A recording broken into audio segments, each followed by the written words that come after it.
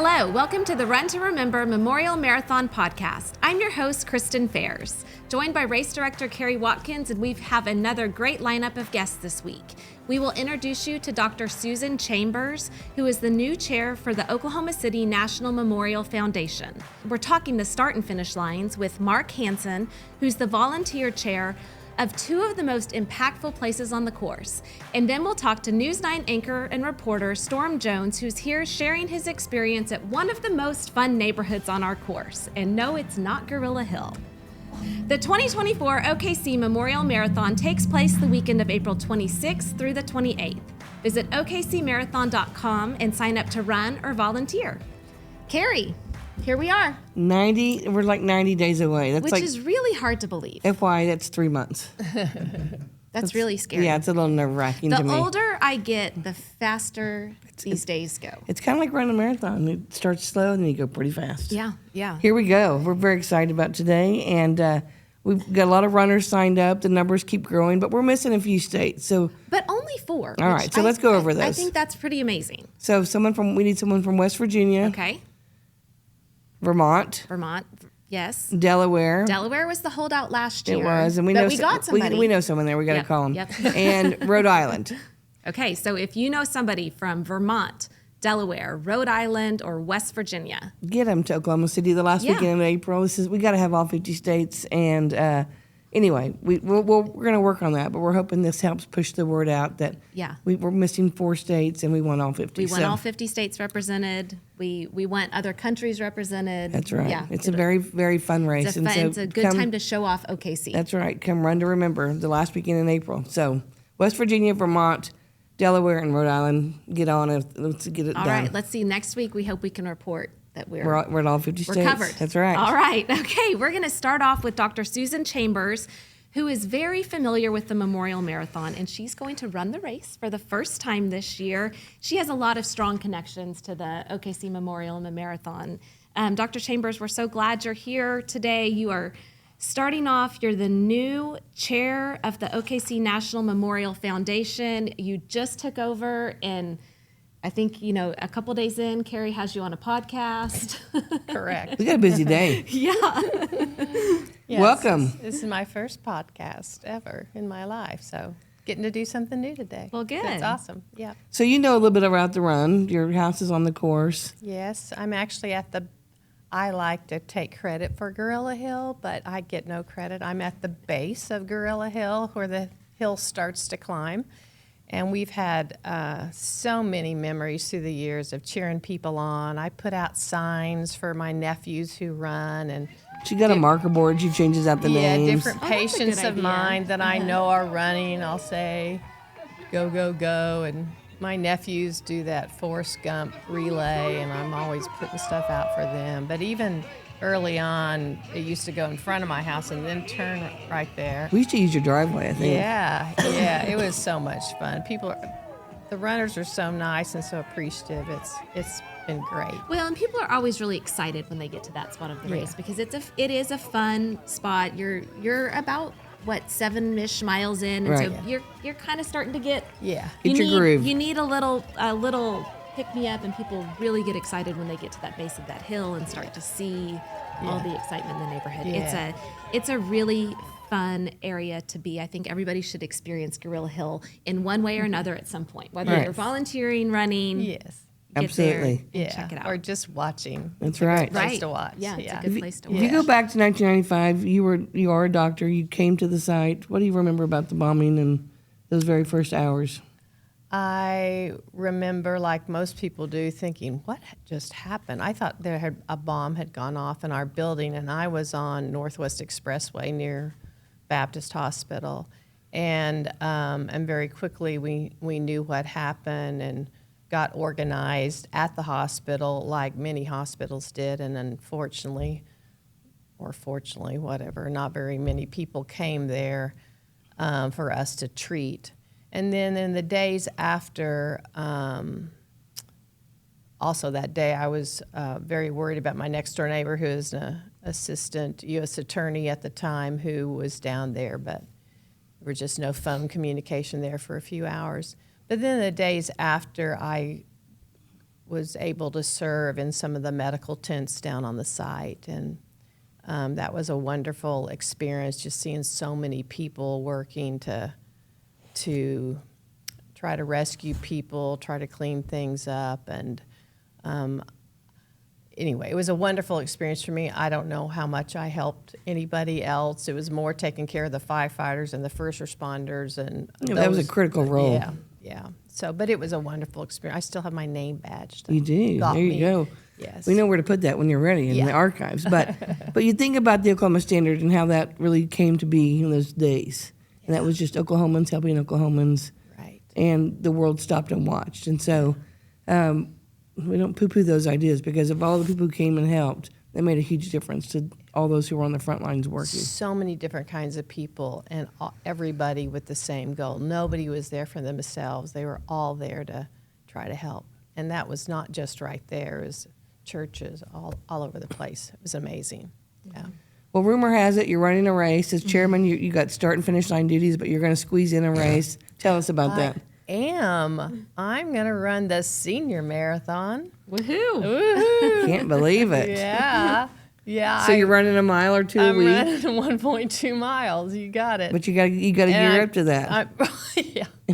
I got to gear up to that. I'm trying to get a bunch of friends to do it too. That'd be great. That's my goal, is to get more of us off of our chairs and couches and our couches onto the course. Yeah.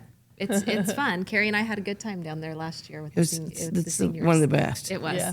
So, I remember a call I got from you several years back. You were remodeling your house, and you had a porta potty out in the backyard, and you sent me a picture of runners lined up using what they thought was a race porta potty, but it was really your own for your workers. But do you remember that? Oh gosh, yeah, it was so funny. I didn't care. Yeah, I've had people that I know off the race course just come into my house, unbeknownst to me, and use the bathroom. But the porta potty was very popular that year. Yeah, it was. It looked like it anyway. So, can you tell us now about your involvement with the memorial? Well, I'm very fortunate to have been on the board for the past several years, and then vice chair the last couple of years, and now chair. It's one of those boards or those services that you get to do that gets under your skin and doesn't leave you, which is awesome. Not that many places do that, and so it moves you to give back. It makes me want to be the best I can be. So I'm really excited to get to serve in a leadership role, but I'm really also just excited to get to learn more and more and more about it. And I do. Every time I'm there, every time I talk to Carrie, I learn something new, and it's a wonderful, wonderful place to be. I'm thrilled and honored that I get to be a piece of it. Yesterday, or this week, she opened her first meeting, and she talked a little bit about and challenged the trustees to be a fabric. You want to just kind of reflect on that? Oh, I was. There's a song in the movie Prince of Egypt that talks about everybody's a colored thread. They don't know where they are in the tapestry. They don't see the whole thing. But I wanted people to know that their thread was strong and that we need to all weave together so that our tapestry is strong and we can weave it with the staff and visitors and volunteers and everybody that's involved so that we can really tell our story and keep making our story relevant. So that's very what powerful. I did. That is. I know. That's a good reminder. Yeah. So the marathon is our key fundraiser, and your challenge to the community, what would you say? Support us in any way you can, and if you can run, or if you can walk 1.2 miles with me, come walk it, or if you want to donate, or if you want to volunteer, there's a million ways, and anything counts and anything will be meaningful to you. But if you can't, find somebody else that can, or find somebody else that might be involved in donating something, giving money, running, whatever way they can. It's a beautiful way that ties Oklahoma City together, too. It really tells our story with that race, and it brings a lot of focus on what we do here as a community. So I just encourage anybody to give in any way they can. Thank you. It's really one of those days where the entire city's united, and it's an incredible day. We've got 2 great years ahead. We're looking forward to working with Dr. Chambers. Yeah, thank you. Thank you for your work, and thank you for sharing kind of your experiences and your insight. We appreciate it. Yep. Thanks so much. Thank you. All right. The start and finish line are 2 of the most impactful places on the course. Our next guest, Mark Hansen, is the long-term volunteer chairman of the start and finish lines. Mark, thanks for joining us. We're glad to have you here. We know that the start line is a special place for a variety of reasons, and obviously the finish line is a true celebration. People are so excited to be done. The excitement down there is contagious. It's a really fun place to be. Like Gorilla Hill, it's another place that I think everybody should experience once at least. Absolutely. We do our best to make the event as special as we can for not only the participants, but also the sponsors that are there. And I've taken a great pride in watching it grow from 2,500 participants to 25,000 participants, thanks to Carrie and the staff at the memorial. And thanks to all the volunteers. And you've been there since day one, correct? Yes, I sure Year have. one, he was at the start line. Right. So kind of tell us about what all you do and take us back to the beginning. Well, back in the beginning, I was blessed to have Chet Collier and Thomas Hill walk into my door one day and say that they were referred to us because they had a vision of a race for Oklahoma City for the Memorial Marathon. And I was more than happy because it just so happened that when the bombing happened, like Dr. Chambers, I was 10 miles north, and I thought a plane hit our building, and the gentleman I was talking to on the other line was 3 or 4 miles away, and he said he thought a plane had hit his building as well. So I looked out my backyard, saw this big black cloud of smoke, and just instincts made me go straight to it. So I was there within minutes. And what I saw, obviously, it was a tragedy. Nobody had any idea what exactly had happened, but I had such a great respect for the police and the fire department and the medical professionals that were there, because immediately they went into action, and I'd never seen that. I saw Oklahoma Standard, Oklahoma Strong happen that day, and that lived with me for the rest of my life. And I'm so proud of our police department and fire department, and I can't say enough. Every time I see one, I thank them for their service. So Chet and Thomas show up. They talk you into. They voluntold you, I guess, is the word we're using. And you have been a part of that start line. You make the banners that go along the course that everyone finds so powerful. The 168 banners. Tell us about those. Yes, and that I made those banners, and I was thinking, they might need some help putting those up. So I just showed up Saturday morning looking to help, and found out nobody really knew what to do. We were going to Walmart stores and everywhere we could, getting zip ties and bungee cords, doing everything we could to get those banners up.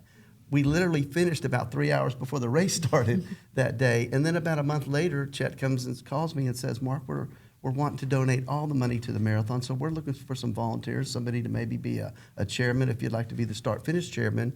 And of course, I was overwhelmed. I said, of course I would. I'd love to help in any way I can to help promote the memorial, because the memorial is privately funded. A lot of people don't realize that.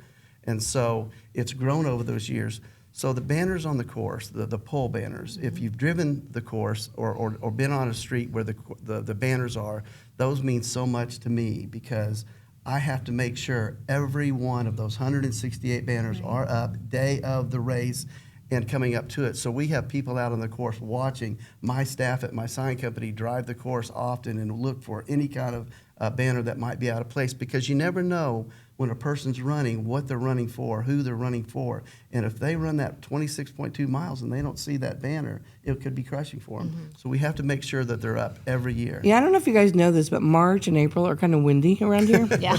And kind of. And we've used the greatest technology, the latest materials where wind's supposed to be able to handle it. But sometimes I don't believe those people have tested those products in Oklahoma wind. That's right. And but Mark's team does a great job. So OG&E helps us put them up as well. Mm-hmm.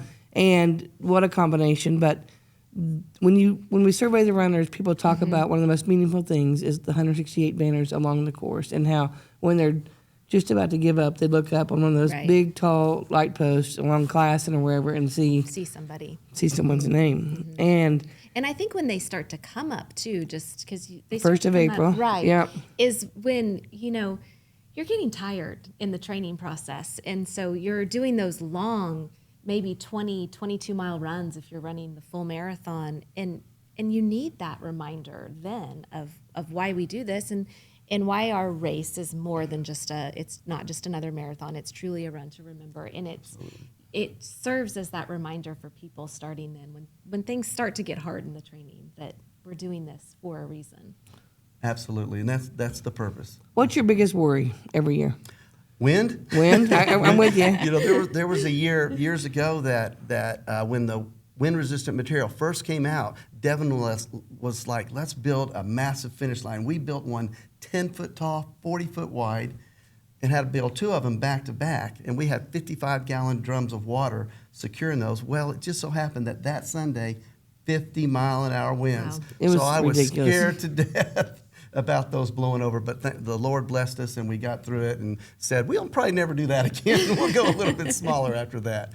But just weather is so important to us. It is. You know, I got to give it out to Carrie. Carrie is amazing. Day of, she is in contact with the weather professionals, and she has to make a call up to minutes before the race because we live in Oklahoma, and you never know what storm is going to come up. And every year, Carrie, you're there, and the Lord has blessed us with allowing lot of the race help to happen. Yeah. Tell me what makes you come back year after year, Mark, because we're so glad you're always there. But what makes you get up and put in the work and the time? And there are 30 or so meetings ahead of time, and you're always there, and you're always encouraging. Well, that's a big question. You know, obviously, I want to help the memorial. I'm so passionate about the memorial, and I want generation after generation after generation to never forget what happened in 1995. And you do such an amazing job of allowing people to come and see it and staying up with technology and making it the best museum that I've ever been to. And when my relatives come in from out of town, that's the first place we go. But the friendships that you develop through the races, the friendships of my co-workers like Josh Fahrenbrook and Daniel Yonker, Gabriel Taylor, Mark Bravo, Randy Swanson, I could go on. Right. It's just something that you look forward to, and you know that those are friendships that will last a lifetime with us, and so we'll always have that with us. And coming together as we have our post-race meetings and get ready for the race, it's just so special because we want to try to do the best we can. We feel like it's the best event that Oklahoma puts on every year after year, and we want to be a part of that. And so that's what keeps bringing us back. It's remarkable. And then most chairmen who have been up all night setting up the start and finish would go to bed when the race starts. But Mark puts on one of our big hands, and you're there. Yes, at the finish line. I have a passion in that. You know, I feel like before, early on, we were in charge of the tents and setting up and the electrical, but through the years, especially once the memorial took over and Gabriel Taylor came on board, so many things are taken care of day of. Most of my work is prior to the race, right, making sure the banners are up, making sure the pole banners are up. So that day, my job is kind of as an ambassador. I try to help and answer questions, but I want to be at the finish line with my big green hand, high-fiving as many of those racers as I can as they come across, because I'm so proud of them for doing what they did, whether it's the 5K, the full, the half, the senior. I'm just so proud of them that they donated their time and their effort to do what they did for us, and that's the least I can do. And I will say that the last person that comes across is as important to me as the first, so I'll always be there until the last person comes across that finish line. Love it. We are so lucky to have Mark and 30 others just like him that show up year after year and give back to their community. It is, again, really a part of the Oklahoma Standard. Thank you, Mark, for all you do. Thank you. We appreciate it. Now we're going to push you back to work because we got things to get done. We're 90 days away. Thanks, Mark. The marathon has enjoyed a long-standing partnership with Cox Communications, beginning with the very first race in 2001 and continuing for each of the marathon's 24 years. You've probably seen Marathon's commercials running on their cable channels, and Cox also provides internet infrastructure for race operations. For years, our community has gathered together for this run to remember. Whether you are running, cheering, or volunteering, you represent the Oklahoma Standard. At Cox Communications, we are proud to team up with other Oklahoma families, neighbors, and friends who run today for the lives lost and those changed forever. Together, we create a better community. Cox is pleased to support the Oklahoma City Memorial Marathon and connect our communities into the future. If you can't make it to the course to see the race in person, watching News 9's live coverage is the next best thing. News 9 anchor reporter Storm Jones was part of the team covering the race and joins us now. All right, Storm. Hey, ladies. I said a storm was coming. Here we are. Here we are. This is the only storm we get this year. Yes. We'll take the storm on the course. There we go. But this storm. So you were in Lakehurst last year. Tell us about that. Okay, so a lot of excitement in Lakehurst, kind of a newer neighborhood Yes. on the race path. I think the first year was 2021. Yeah, I'd say the last 4 or 5 years. And it was a party. It was kind of, the streets were a little narrower, but there were just folks lined up the whole way down. There was a car show, bounce houses. I got in the bounce houses on TV. Some good food, It I was heard. fun. Yeah, it was great food. And just one thing I did learn I did not know about was there are official drink stations, water stations along the course. And then there are unofficial drink stations along the course, and they had a few of those in Lakehurst as well. I think Kristen was partaking in some of those. Well, there was one year that I was a little hurt trying to run, and I enjoyed some back of the pack fun. Nice. And, we enjoyed some fun in Gorilla Hill, and Right. Yeah, you know. So tell us what does the marathon mean to you? Well, first off, just so proud that News 9 is a part of this, and blessed to work for a company who values stuff like this. For me, I wasn't born in April of 1995 yet, so I think it's a massive responsibility because my segment of the population is only going to grow, right? There's only going to be more and more people, and I think about, you can see it in the window chalk on the police car, "We will never forget." And then the question is, well, how do you never forget something that you didn't know? That's right. Unless you learn and people teach you. So I think it's a great responsibility for folks my age to learn about the memorial and what happened in April 19th, 1995. And I think the marathon is a phenomenal way to bring folks in. I'm from Yukon, so I went to college down at OU, and I had a roommate from California and a roommate from Texas. And so bringing them to the Memorial Museum on April 19th, and then I had a roommate who ran the memorial. Oh, really? So those are folks who they probably knew about what happened in Oklahoma City, but that kind of firsthand interaction is something that I don't think would have been possible without the marathon. Right. So as you go about your job, you're covering all kinds of stories, but you reflect back to 1995 and really how that changed our city. How do you put that in perspective for someone who wasn't alive then, and as we teach the story to the future? Yeah, I think in this business, there's a lot of people who move from different parts of the country and come here. And you always hear from folks after they've been here a year or two, there's something special about Oklahoma, and there's something special about Oklahoma City. And I think it all goes back to April 1995, the Oklahoma Standard that was born out of that. And we love to say, the big town, Friday night in the big town. Right. Sometimes Oklahoma City's not sure if we're a city or we're a big town, or we're kind of uncomfortable with that. But I love that it's the community that binds us together and does make us feel that sense of community that I think other larger cities don't necessarily have. So I think about that whenever we do stories with folks, especially around the memorial, how that day truly did change us and really bring us together for the better in the long run. I think we're still feeling that, decades down the road. Right. You got to meet a survivor during the race. Tell us about that. So Gina Hernandez and her husband do an official water station in Lakehurst. Social Security, right? Yes, that's right. And she was there. She's a survivor. And I was just trying to ask around people, hey, would anyone like to talk to me? And her husband said, go talk to Gina. Gina had never actually spoken publicly or done an interview. Like so many people. Like so many people. And it was an honor. And that's a great responsibility to have that moment, to have 3 or 4 minutes as part of our broadcast to talk with her. And she just talked about how it was a time, the marathon is a time to celebrate and remember her colleagues and to honor what she went through, what her family went through.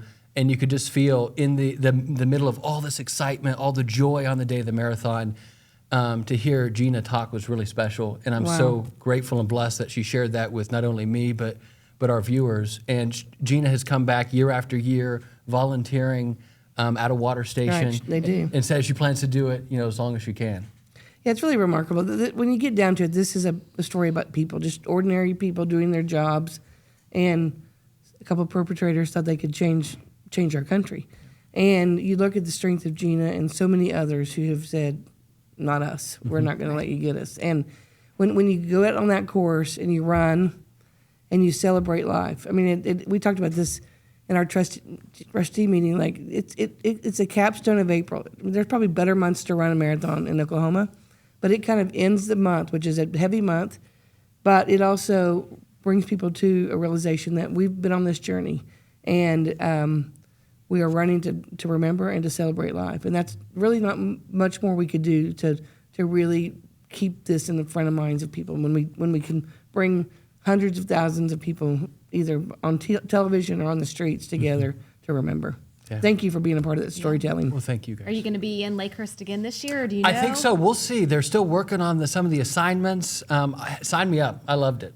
Okay. That's so great. Yeah, Lakehurst, they did come on in the last course change, and they have embraced the race. Oh, yeah. They have, and I think they're trying to create a healthy competition between the neighborhoods. we love that. Step up the game, which is fun, and it's fun for the runners, and it's especially fun on the full course to have that excitement in a neighborhood. Lakehurst is way out there. It's 15, way mile out 15, there. I It is think. way out there. You're real tired by then.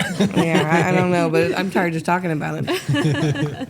Well, thanks, you, Storm. Yeah, thank you, guys. Well, there goes another week. I know. And you know what was interesting to me? It's to have two people who were literally there the day of the bombing, and then also hear from somebody who was not yet born. It's remarkable, isn't it? To hear that we're keeping this story alive, we're teaching history. I have 3 kids, but my youngest daughter is a sophomore in high school, and she came home a week ago and said, "Mom, I'm doing a history paper, and I'm writing about the Oklahoma City bombing."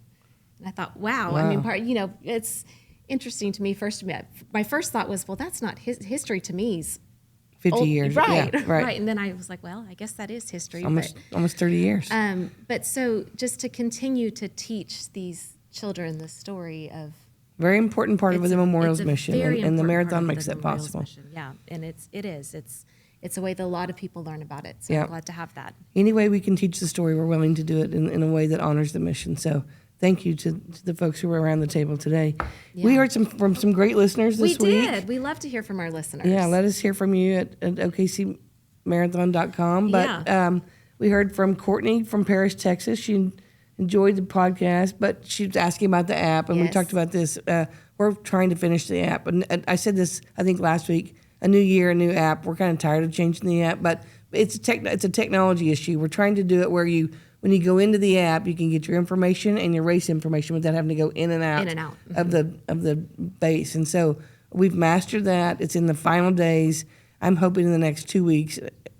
I hope I'm not saying this next week. I hope that we have a date next week that we can launch it. Okay, so Courtney, stay tuned. And then we also heard from Eric, who's from Tulsa, who just started listening, and he just started running in 2001. He had stopped running, and 2021. Sorry, not 2001.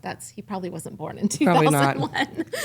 But he has been inspired by just the social media posts he's seen from the marathon to get up and get running again. And now he is running the full marathon. So we look forward to hearing about his success in the full marathon. Well, I love that. And I think he was, ran Route 66, which is one of our partners in Tulsa with the Oklahoma Standard. So you get to have both. You get to have a special medal if you run both of those.